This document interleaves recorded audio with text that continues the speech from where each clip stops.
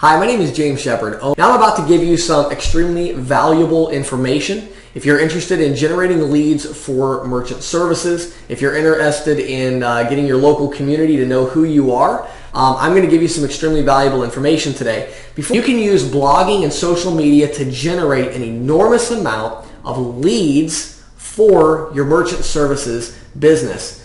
And I'm going to give you a couple tips about that. First of all, you have to understand that what you're really trying to do is two things. Number one, you're trying to generate traffic to your website, okay? The way that you do that is by creating articles, blog articles, that have a title, and that title has a combination of words in it that people are going to search for on Google. Now, you want to try to go after a local approach. So we're going to talk about using some local keywords to get people to your website.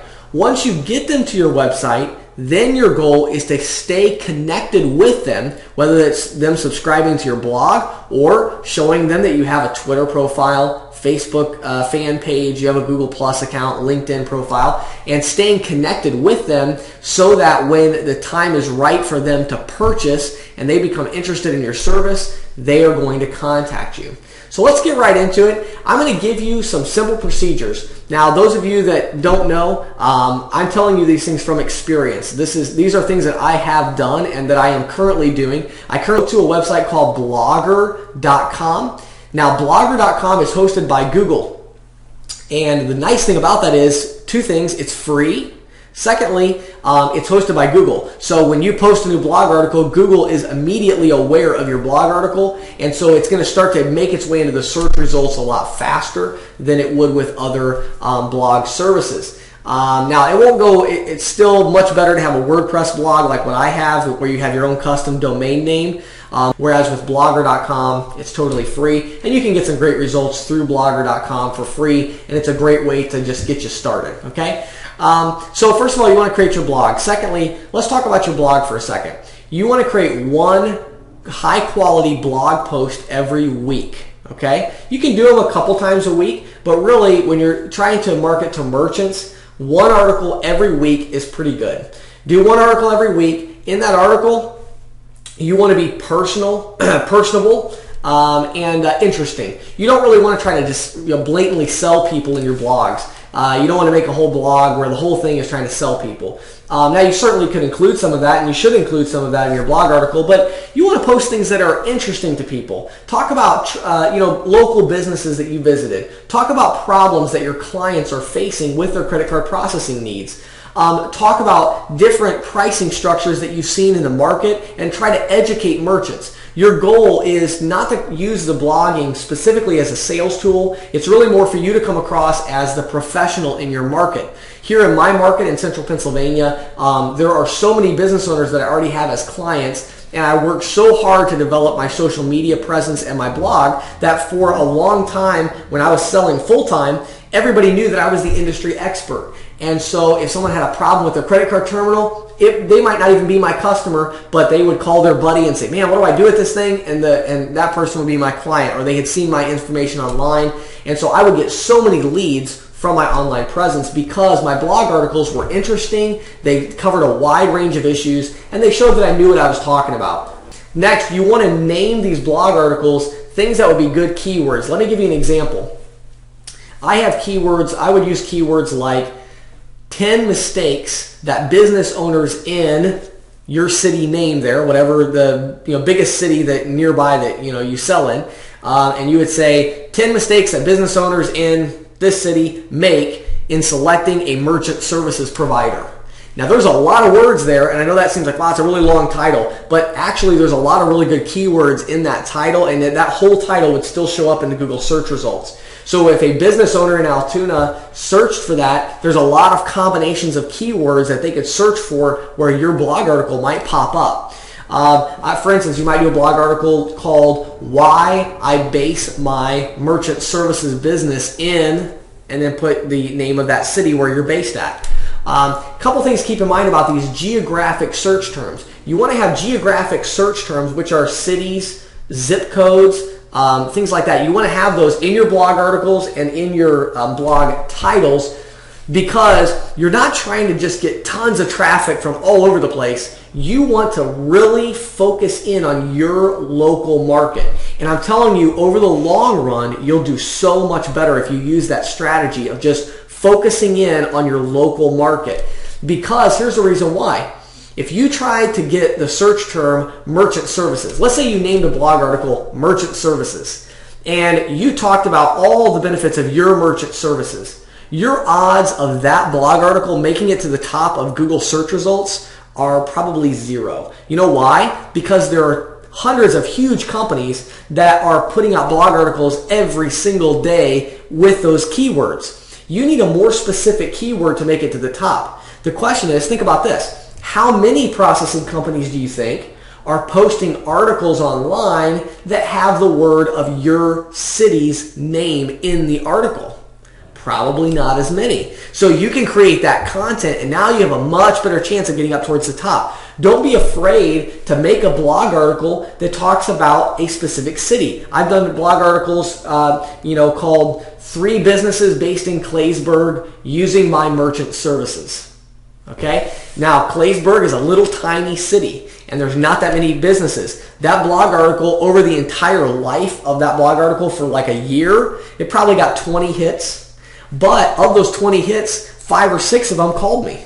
Now, so that blog article, to me, that's well worth it. I got 5 or 6 sales out of one blog article. Now, here's the reason why. Nobody else has ever posted a blog article that had the words merchant services and that city's name. Nobody's ever done that because there isn't anybody else in the city that sells merchant services and if there is, they certainly don't have a blog and they're not posting it. Okay, so you can do that. What you can do is you can post these blog articles that have geographic search results. So if I could give you one tip, that would be the main tip that I could give you. Okay, let's move on quickly. Here's a couple other things that you want to do. You want to make sure you follow these procedures. You got your blog done. Okay, keep posting it every single week. You're not going to get results at first. It's going to take a long time, but just keep posting. Post one this week, nobody's going to see it. Post one the next week, nobody's going to see it. Post one the next week, nobody's going to see it. All of a sudden, 3 months from now, Google is going to start indexing your blog, and you're going to start coming up in the search results. Okay? Next, open a Twitter account. Open a Twitter account. Don't make a weird name. Okay? A good name would be your city and credit cards, or your city merchant services, different things like that. Play around with the name, but don't make it a personal Twitter feed. It's better to make it a business Twitter feed. Those tend to work a little better in the search results for Twitter. So you want to have some combination of your city name and the words merchant services would be great. Then what you want to do on that Twitter feed is every day you want to post 1 or 2 tweets about business owners that you met. Also, you want to post tips about merchant services, what business owners can do, how they can improve their merchant services, and also you want to make sure you post a shortened link every time you post a new blog article. So you post a blog article once a week, now you repost that link on Twitter so your Twitter followers can click that link to go to your blog article. Next, you want to open up a Facebook fan page or Facebook business page and a Google Plus account, you can open up Google Plus and Facebook. Both of them, you're going to use them almost identical to what you do on Twitter. The only difference is you want to include pictures on both of those mediums. You want to have pictures, and you want to make the post a little longer and more detailed. This is a great place to put in a plug for somebody's business, a short plug for somebody's business.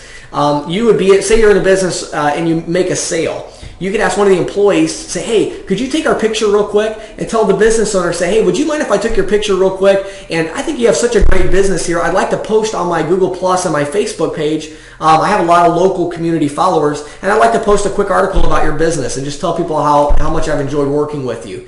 You would be shocked at how many business owners would say, oh, I love that. Because that's great exposure for them, but it's even better for you because now you got a picture of you with a satisfied client on Google Plus, on Facebook, and you can write a little plug for their business and of course include that you are now their credit card processing provider. And so what will happen is people will start to see your Facebook page, start to see your Google Plus account, start to see your blog, and they're like, wow, you know what? This is not somebody that's just going to come in and then leave me. This is somebody that takes their reputation in the community very seriously. Okay, next, last one actually, last one for this is going to be LinkedIn. Make sure that you have an updated profile on LinkedIn. Now, I have an entire blog article that covers nothing but how to generate leads on LinkedIn. That is a totally separate form of leads, and it's just as valuable. If you use it right, you can generate more leads more quickly on LinkedIn than you can through blogging, Twitter, Facebook, Google+, anything else. So go to ccsalespro.com. In the little search bar, type in LinkedIn, and or generating leads through LinkedIn is the name of the blog article. Read that blog article and follow the instructions precisely, and you will generate a lot of business there. So again, Twitter, you're going to post all the time. Facebook and Google+, you're going to post whenever you have a picture and a little bit more of an in-depth type of an article. Also, of course, you're going to want to post a link to your, whenever you post a new blog article, you put that link on Twitter, Facebook, LinkedIn, Google+, everywhere, and get people to come there, okay?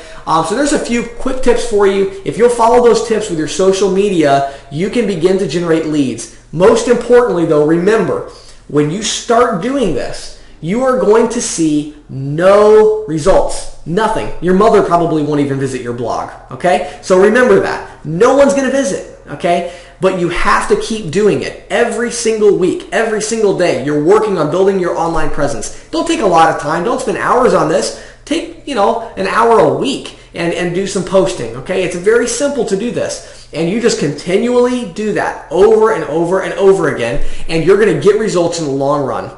Two other things real quick and we'll be done.